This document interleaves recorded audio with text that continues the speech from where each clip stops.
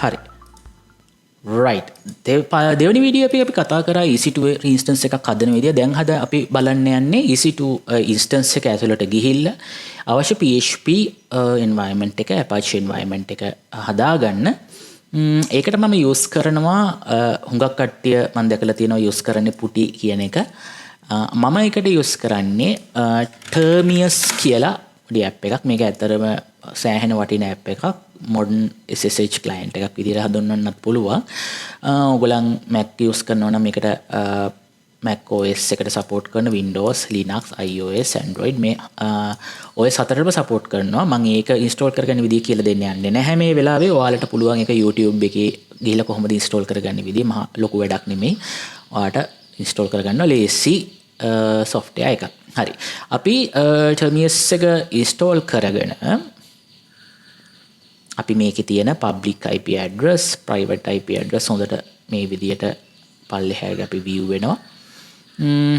right. අපි public IP v address එක තමයි අපිට ඕනේ. මොකද අපි alien access කරන්න යන්නේ. අපි මෙතනදී මම ඔයලන්ට මේ කලින් හදපු එක මම delete කරලා අලුතෙන්ම හදාගන්න විදිය කියලා දෙන්න. new host ගියා. new host වලට ගිහිල්ලා අපි IP එක මෙතන type කරනවා. අපි label එකක් විදියට දානවා AWS. එතනින් ගියාම මේකේ SSH credentials අපි Ubuntu install කරේ. එතකොට username එක අනිවාර්යයෙන් Ubuntu වෙන්න ඕනේ. password එකක් අපි දුන්නේ. අපි දුන්නේ key එකක්. එතකොට key එක අපිට මෙතනට import කරගන්න ඕනේ.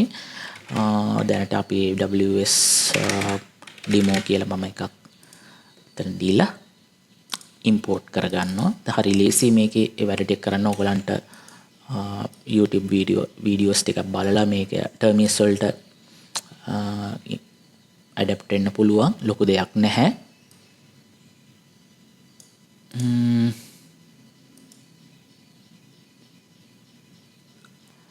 හරි අපි download කරගත්ත key එක තමයි මම මේ හොයන්නේ. WP instance PEA. අපි මේක save කරගන්නවා. හරි. අන්න import කරගත්ත. දැන් save කරා. අපි බලමු මේකට connect වෙනවද කියලා. බලමු. I will show you to connect. Yes. connection fail එකක් එනවා. මොකක්ද හේතුව?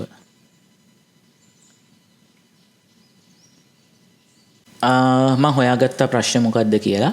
මම හිතන්නේ මම කලින් ඔයගලන්ට වීඩියෝ එක කරන්න ඉස්සෙල්ලා WP instance එකක් හදලා තිබ්බා. එතකොට අලුත් එක හදනකොට එයා වරහන් එක කියලා දාලා ඒ වරහන් එකක් දාලා ඒක කොපියක් විදිහට තමයි ජෙනරේට් වෙලා තියෙන්නේ. එතකොට ඒක නෙමෙයි මන් දුන්නේ කලින් පරණ එක. ඒකයි වැඩ කරේ නැත්තේ. ඔයගලන් හරි කී එකක් දෙන්න අනිවාර්යයෙන්ම. ඔයගලන්ට කිසිම ඉෂුව එකක් නැහැ. අපිට යූස් කරන්න පුළුවන් මෙතන IP එක අනිවාර්යයෙන්ම public IPv4 එකත් අපිට යූස් කරන්න පුළුවන්. කිසි ප්‍රශ්නයක් නැහැ. public DNS එක හරි public IPv4 address එක හරි මම ආපහු ඔයාලට ඒක පෙන්නන්නම් Termius එකේ. හරි. ඉතින් Termius එකට ගිහිල්ලා අපිට මේ address එක වුණත් මෙතන අපේ public IP address එක දාලා මේ විදියට Ubuntu තමයි username එක. AWS new කියන මම අර කලින් අලුතෙන්ම key එක මම import කරගත්තා. ඊට පස්සේ 22 port එක අපි මෙන්න මේ විදියට connect වෙනවා. බලමු මේක වැඩ කරයිද කියලා. හරි වැඩ කරනවා. right. මෙතනින් අපි දැන් කරන්න යන්නේ Apache එකයි PHP එකයි මේවා කරනවා. මම මේ හැම එකම commands Linux commands මම ඒක වැඩියෙන් කියන්නේ නැහැ. මම briefly ඔයාලට briefly ඔයාලට මම explain කරන්නම්. right. මෙතනදී අපි මෙන්න මේ command එකෙන් කරන්නේ අපේ script OS එකේ තියෙන OS එක update කරගන්න එක. අලුතෙන් මොන හරි තියෙනවා නම් එයා අප්ඩේට් එකක් ගහ ගන්නවා. කිසි ප්‍රශ්නයක් නැහැ. ඔයා මේ commands run කරන්න කලින් එයා automatically දෙක කරගන්නවා. අපි command එක මේව කරත් නැතත්. ඊට පස්සේ අපි lamp stack එක මෙතනදී install කරනවා.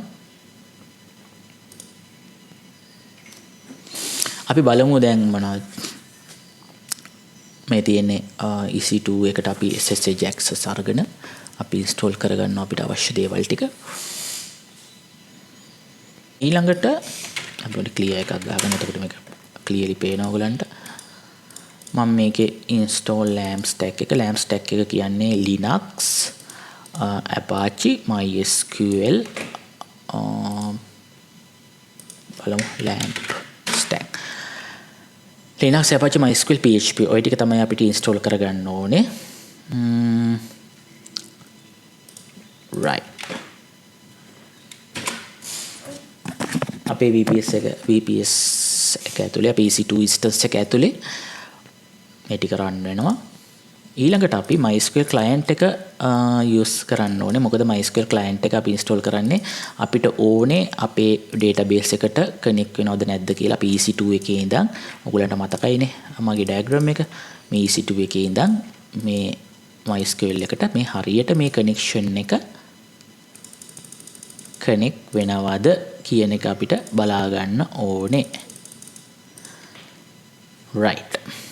ඔක තමයි අපිට බලා ගන්න ඕනේ. මේ හින්දා මම MySQL client එකත් මේක මම install කරගන්නවා. මම ඔයගලට මේ commands ටික පල්ලෙහා add කරන්නම් description එකේ. එතකොට ඔයාලට මේක practice කරලා බලන්න පුළුවන්. okay. ඊළඟට අපි මේ PHP install කරගන්නවා. ඊට අමතරව මේ PHP වල තියෙන essentials libraries ටිකත් install කරගන්නවා WordPress වලට අදාළ. හරි. රන් වෙලා ඉවරයි. මම මේක copy කරලා paste කරගන්නවා. ඒ ටිකත් run වෙනවා.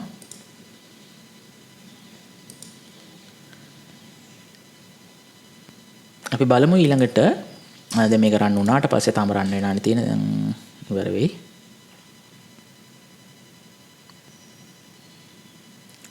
ඒක ඉවරනට පස්සේ අපි බලමු RDS database එක අපේ MySQL database එකට EC2 වලින් අපිට access කරන්න පුළුවන්ද බැරිද කියලා. එතකොට ඒක කරන්න කලින් ඔයගොල්ලන් අනිවාර්යයෙන්ම MySQL password එක දැනන් ඉන්න ඕනේ. මම කලින් save කරගත්ත මගේ password එක. ඊට පස්සේ endpoint එක දැනන් ඉන්න ඕනේ අපේ database එකේ. ඇයි අපිට database එකේ endpoint එක දැනන් ඉන්න ඕනේ? මම පෙන්නන්නම් VPC එකට ගියාට. sorry. Aurora NRDS එකට ගියා. DB instance එකට ගියා. එතනදී අපි හදාගත්ත database WordPress database එක පෙන්නනවා. මෙතන endpoint කියලා එකක් තියෙනවා. ඒක අපි copy කරගන්න ඕනේ. ඒක copy කරගෙන අපි endpoint එක විදියට ඒක use කරනවා. මගේ password එක විදියට මම password එක බය නැතුව මෙහෙම ගන්නවා. මම මොකද මේක හැදුවට පස්සේ මම මේක delete කරලා දානවා. ඔයගලන්ට මේක ආයි access කරන්න බෑ කොයිම වෙලේකවත්. ඉතින් ඔයගලන්ගේ password එක ඔයගලන් හරියට sorry මගේ password එක මේක මගේ password එක මම endpoint එකක් define කරගන්නවා. මගේ password එකත් මේ විදිහට define කරගන්නවා. කිසි ප්‍රශ්නයක් නැහැ. මේ password එක මම මේක හැදුවට පස්සේ මම delete කරන හින්දා මම ඔයගලන්ට මේක demonstration එකක් විදිහට මේ විදිහට පෙන්නනවා. එතකොට MySQL command එකක් අපි type කරනවා මෙතන. මොකද්ද MySQL command එක?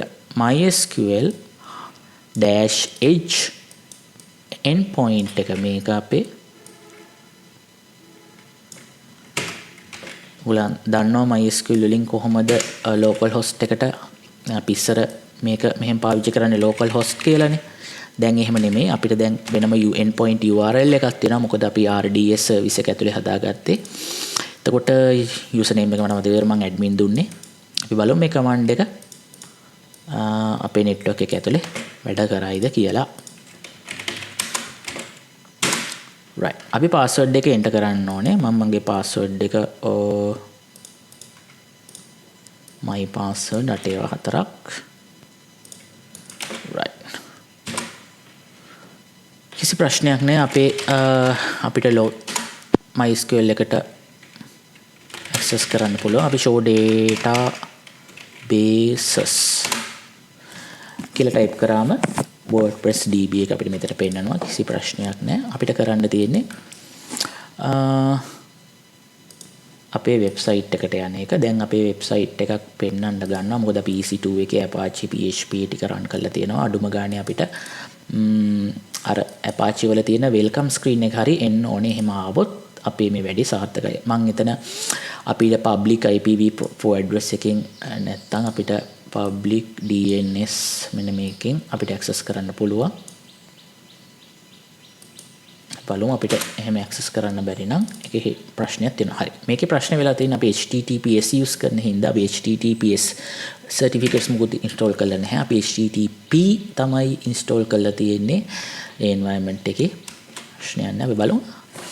Okay. අපේ website එක හොඳට වැඩ කරනවා. website එක කියන්නේ welcome page එක Apache default page එක වැඩ කරනවා නම් අපිට කිසි ප්‍රශ්නයක් නැහැ. අපි ඊළඟ step එකට යන්න. ඊළඟ ස්ටෙප් එක විදියට තියෙන්නේ connect to data එක හරි අපි WordPress download and setup. අපි WordPress එක download කරගෙන ඒක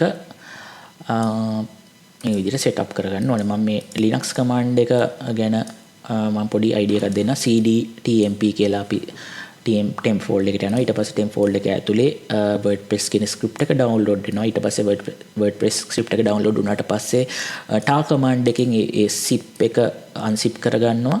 ඊට පස්සේ අපි මේකේ WordPress කියලා අපි unzip කරගත්ත ෆෝල්ඩර් එක html කියනවා www-html කියන ෆෝල්ඩර් එක ඇතුළට දානවා. ඊට පස්සේ අපිට permission හදාගන්න වෙනවා. හරියට ownership එකක් අපි set කරනවා. ඊට පස්සේ අපි මෙතනට ගිහලා index.html එක remove කරලා දානවා. අපිට කලින් අර පෙවුන web page එක default page එක අපි remove කරනවා. ඊට පස්සේ rewrite module එක අපි Apache වල enable කරලා Apache restart කරනවා. ඔන්න ඔය දේ තමයි මේ command set එකෙන්ම කරන්නේ. ඉතින් මං කාලේ right. අපි මෙතනට ගියා type paste කරගත්තා. right. අපි restart එකත් වෙලා තියෙනවා අන්තිමට. okay. දැන් අපි WordPress එක setup කරමු. අපි දැන් මෙතනට ගිහිල්ලා refresh එකක් දාමු. මතක තියාගන්න https විදියට type කරන්න එපා. http විදියට type කරන්න. මෙතනදී අපි English කියන එක තෝරගන්නවා. ඊට පස්සේ let's go. අපි database name එක මතකනේ අපි කලින් හදාගත්ත එක WordPress DB. ඔයාලට මතකයි මම කලින් ගිහිල්ලා කලින් ගිහිල්ලා ඒක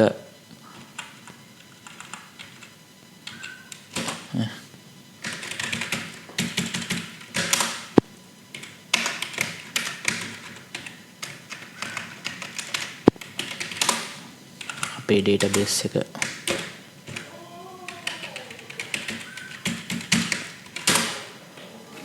show databases මේ WordPress DB එක තමයි මෙතන තියෙන්නේ. ඉතින් අපි ඒක එතනට copy කරගන්නවා. username එක admin, password එක ඔයාට මම මතකයි කිව්වා අපි අපේ password එක අපි save කරගත්තා. sorry මේක database password එක තමයි මෙතනට දෙන්න ඕනේ. username එක මෙතන, database localhost නෙමෙයි මෙතන අපි දෙන්න ඕනේ. මොකද අපේ EC2 instance එක ඇතුලේ නෙමෙයි තියෙන්නේ. අපිට endpoint URL එකක් වෙනම හම්බුණා ඒකට. ඒ හින්දා අපි ඒක තමයි මෙතන paste කරගන්න ඕනේ. table prefix එක ඉතින් ඔයගලන් WP දෙන්නත් පුළුවන්. නැත්නම් GT කියලා තමන් කැමති නමක් දෙන්න පුළුවන්. මම දැන් WP කියලා දෙනවා. right අපි submit කරනවා. මේක වෙනවා all right Sparky environment එක හරි. installation එක අපි run කරමු.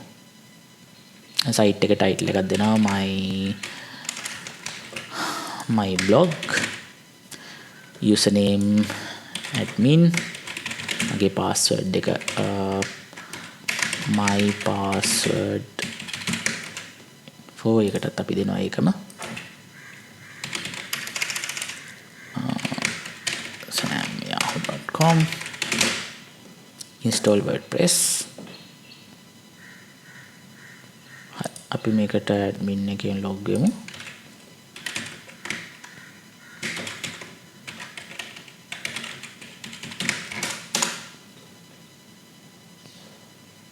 right ඔන්න මේ විදියට අපේ dashboard එකට අපිට log වෙන්න පුළුවන්. අපි බලමු මොන හරි plugin එකක් install කරන්න. දැන් මේ concept එක අනිවාර්යයෙන් ඔයාලට මතක තියෙන්න ඕනේ. plugin install කරනකොට කිසි ප්‍රශ්නයක් නැහැ, ඒක install වෙන්න පුළුවන්. මොකද server එක අපි outbound rule විදියට හැම එකටම access දීලා තියෙන්නේ හරියට. ඕකේ. අපි බලමු දැන් නිකමට අපි database එකට අපිට access කරන්න පුළුවන්ද කියලා. අපි Aurora NRDS එකෙන් හදපු database instance එකක් තියෙනවා. instance එකේ අපිට වෙනම හම්බ වෙනවා endpoint URL එක. අපි endpoint එක copy කරලා විදිහට try එකක් දීලා බලමු අපිට access කරන්න පුළුවන්ද බැයිද කියලා. මේ යන විදියට නම් මේක access කරන්න බෑ. මොකද අපි කිසිම client කෙනෙක්ට දීලා නැහැ access එක publicly users ලට මේකට add වෙන්න බෑ. right. ඉතින් අපේ වැඩ ටික දැනට එපමණයි. ඒ කියන්නේ අපේ diagram එකේ මේ කොටස් ටික අපි cover කරා. ඉතින් මොන හරි ප්‍රශ්නයක් තියෙනවා ඔයගලන්ට පුළුවන් comment කරන්න. අපි comment වලින් බලමු මොකද්ද කරන්න පුළුවන් ඉස්සරහට කියලා. ඒ වගේම විශේෂයෙන් මතක් කරන්න ඕනේ මීට වඩා හොඳ ක්‍රමයක් තියෙනවා ඔයගලන්ට සජෙෂන් එකක් විදියට ඒවත් ඇඩ් කරන්න පුළුවන්. මොන හරි මේකේ තියෙන වැරද්දක් තියෙනවා ඔයගලන්ට ඒකත් පෙන්වන්න පුළුවන්. කිසි ප්‍රශ්නයක් නැහැ.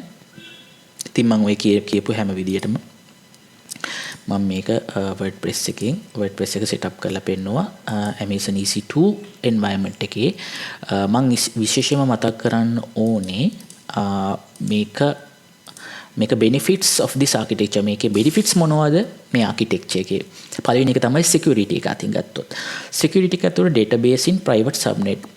දැන් සමහර subnets තියෙනවා අපි define කරා ඔයගලන්ට මතකයි MySQL වගේ ඒවා කවදාවත් public subnet වල දාන්නේ. එතකොට private subnet එක දාන්නේ. එතකොට hackers cannot directly attack your database. hackers ලට කවදාවත් ඔයගලගේ database එකට access කරන්න බෑ. even if website is hacked, database stays protected. ඔය website එක නිකන් හරි hack වුණොත් මොන හරි ප්‍රශ්නයක් උඩ ඔයගලගේ database එකේ protect වෙනවා. එතකොට extra security layer through VPS isolation. VPC දැන් හුඟක් මම දැකලා තියෙනවා videos වල පෙන්නන්නේ default VPC එකේ installation එක කරනවා. ඒක තරමක් හොඳ වැඩක් නෙමෙයි production level එකේ යන application එකකට. එතකොට extra security layer එකක් through මේක කරනවා නම් සෑහෙන වටිනවා. එතකොට අපි පළවෙනි කාරණේ security එක අතින් ඒක okay.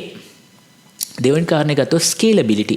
scalability කියන්නේ vertical scaling, upgrade to bigger server anytime. ඔයගොල්ලන්ට කාලයක් යද්දී මේකට traffic එක වැඩි වුණාට පස්සේ ඔයගොල්ලන්ට vertical scaling එකක් කරන්න පුළුවන්. ඒ කියන්නේ ඔයගොල්ලන්ට t2.micro කියන package එක වෙනුවට t3.large කියන package එකට මාරු වෙන්න පුළුවන්. කිසි ප්‍රශ්නයක් නැහැ. එතකොට auto scaling storage එක ගත්තොත් automatically add space when running low. ඔයාට තව storage add කරගන්න පුළුවන්. read replicas, add copies for high traffic. ඔයාලට තව replicas add කරගන්න පුළුවන්. scale without down time. scale කරන්න පුළුවන් කවදාවත් down time එකක් ඇති නොවෙන්නේ. එතකොට scalability අතින් ගත්තොත් මේ architecture එක සෑහෙන වාසියක් තියෙනවා. තුන්වෙනි කාරණේ high availability. multi AZ. මතකනේ ඔයගලන්ට අපි AZ කියන්නේ available zones අපි දෙකක් හැදුවා මේකෙදි. එතකොට එකක් fail වුණොත් අනිකෙන් automatically ඒ fail එක if one fails automatic fail එකක් තියෙනවා. එතකොට automatically අනිත් region එකෙන් up වෙනවා. එතකොට 99.95 uptime guarantee එකක් ඔයාලට දෙන්න පුළුවන්. zero data loss during failover. data loss එකක් වෙන්නේ නැහැ failover එකකදී. ඒක ඊළඟ කරන්නේ. ඊළඟ වාසිය තමයි backups manage කරගන්න පුළුවන්. ඔයගලන්ට ඕන නම් database backup වෙනම add කරගන්න පුළුවන්. ඔයගලන්ගේ server backups වෙනම add කරගන්න පුළුවන්. separation web plus database මේකෙදි separation එකක් තියෙනවා. මේක isolated. ඒ කියන්නේ හරියට නිකන් මේකේ responsibility EC2 එකේ responsibility එක තමයි මේ server එක manage කරගෙන server එකේ තියෙන environment එක හදාගන්න එක, server එක protect කරන එක. ඒක RDS එකේ අපේ service එක තමයි database එක බලාගන්න එක, database එකේ backups ගන්න එක, snapshots ගන්න එක, ඒ වගේ දේවල්. එතකොට මේ හැම එකම scale කරන්න පුළුවන් independently. ඔයගලන්ට කවදාවත් අවශ්‍ය වෙන්නේ නැහැ database එකට ලොකු traffic එකක් එනවා නම් ඒක database එකේ පැත්තේ ප්‍රශ්නයක්. එතකොට traffic එක වැඩි නම් database එක අපි scale කරන්න ඕනේ. ඒකට අපි EC2 එක scale කළා හරියන්නේ නැහැ. එතකොට අර ඒ දේ ඔයාලට කරගන්න පුළුවන් මේ architecture ඇතුළේදී. හයවෙනි කාරණේ තමයි මේ performance wise ගත්තම එහෙම database has dedicated CPU and RAM. database එකට dedicated CPU එකයි RAM එකයි තියෙනවා. එතකොට 10x faster queries compared to shared server. shared server එකකට වඩා මේකේ queries fast කරගන්න පුළුවන්. no resource competition. resource වල competition එකක් ඇති වෙන්නේ නැහැ. එතකොට 10x more concurrent users ලා handle කරන්න පුළුවන් මේ database එකට optimized SSD storage for databases. එතකොට මේ SSD storage එකක් තියෙනවා වෙනම මේ database එකට. ඉතින් මේ වගේ benefits ගොඩක් ලැබෙනවා මේ architecture එකට.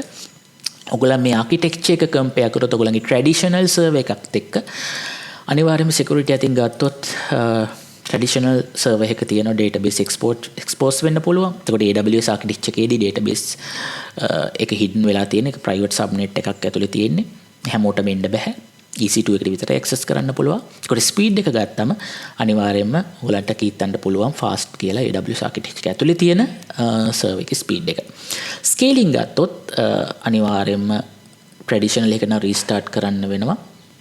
ඒකට scale without downtime scale කරන්න පුළුවන් downtime එකක් නැතුව. backup ගත්තොත් manual backups traditionally කරන්නේ automatically daily හදා ගන්න පුළුවන්. නමුත් traditionally අපිට automated කරන්න පුළුවන් backups ඒක කිසි ප්‍රශ්නයක් නැහැ. මම එහෙම කරලා තියෙනවා. ඒකට disaster recovery එකේදී මොන හරි ප්‍රශ්නයක් වුණොත් ඒක recover කරන්න ගියොත් එහෙම traditional එකේදී අපිට සාමාන්‍යයෙන් සේරම data ටික loss වෙන්න පුළුවන්. නමුත් AWS architecture එකේදී multi AZ keeps running. multi AZ තියෙනින්ද අපිට ඒ වගකීම ඇත්තටම ඔළුවේ නිදහස් කරගන්න පුළුවන්. cost අතින් ගත්තොත් traditionally අනිවාර්යයෙන්ම traditional way එකේදී low cost යනවා. නමුත් medium එකේදී AWS architecture එකක් ගත්තොත් medium budget එකක් තමයි යන්නේ. reliability එක අනිවාර්යයෙන්ම AWS එකේ වැඩි traditional එකට වඩා. ඔන්න ඔය කාරණා ටික තමයි මට මේ වීඩියෝ එකේ series එකේදී පෙන්වන්න ඕන වෙලා තිබ්බේ. ඉතින් මේක ඇත්තටම AWS එනවා ඒ ආකිටෙක්චර් එක හොඳයි බිස්නස් වෙබ්සයිට් වලට අපි e-commerce වෙබ්සයිට් වලට traffic blogs වලට clients projects වලට එතකොට production applications වලට ඒ විදියට මේක මේ ටික හොඳයි. එතකොට මේක ඇත්තටම වැඩක් නැහැ ඔයගොල්ලන්ගේ hobby project එකක් ඔයගොල්ලෝ portfolio එක up කරගන්න තියෙන website එකකට ඒ වගේ වැඩක් නැහැ. small blogs 100 visitors per day යන්නේවට නම් වැඩක් නැහැ. ඉතින් ඔයගොල්ලන්ට ඒක අවශ්‍යතාවය මත ඔයගොල්ලන්ගේ requirement එක මත තමයි මේකේ ඇත්තටම තීරණය කරන්න ඕනේ මේකේ necessity එක මොකක්ද කියලා. right අපි ඊළඟට කතා කරන්න ලෑස්තිලා ඉන්නවා ඊළඟ සීරීස් එකේදී season 2 එකේ අපි මේ යන course එකේ high availability with load balance අපිට load balance එකක් එක්කම EC2 එකත් එක්ක ගනුදෙනු කරන්න. ඒක තමයි දැනට අපි plan කරන් ඉන්නේ ඊළඟට කරන්න. ඉතින් ඔයගොල්ලන්ගේ ideas දෙන්න comments වලින් මීට වඩා හොඳ option එකක් තියෙනවා ඒවා suggest කරන්න කිසි ප්‍රශ්නයක් නැහැ. ඔයගොල්ලන්ට පුළුවන් මේකට actively involve වෙන්න. ඊළඟ වීඩියෝ එකේදී අපි හම්බ වෙමු එහෙනම්. Thank you very much.